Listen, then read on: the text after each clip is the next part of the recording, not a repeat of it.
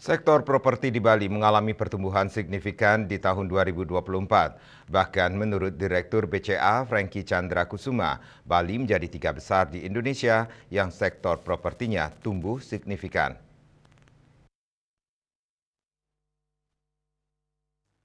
Dua kota lainnya menurut Franky adalah Jakarta dan Surabaya. Ia mengutarakan pertumbuhan sektor ini membuat perbankan melirik Bali sebagai salah satu lokomotif penyaluran kredit. Pertumbuhan properti di Bali lanjutnya tidak lepas dari pertumbuhan pariwisata. Pertumbuhan yang signifikan berupa properti komersial dan rumah mewah.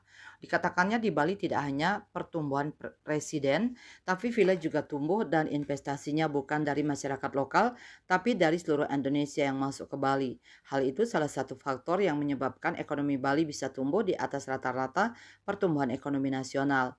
Mengutip hasil survei harga properti residensial SHPR Bank Indonesia BI, harga properti residensial di pasar primer pada triwulan 2 2024 meningkat terbatas. Hal ini tercermin dari pertumbuhan indeks harga properti residensial IHPR pada triwulan 2 2024 tercatat sebesar 1,76% secara year on year YoY. Pertumbuhan IHPR tersebut sedikit lebih rendah dibandingkan dengan pertumbuhan triwulan 1 2024 sebesar 1,89% YoY.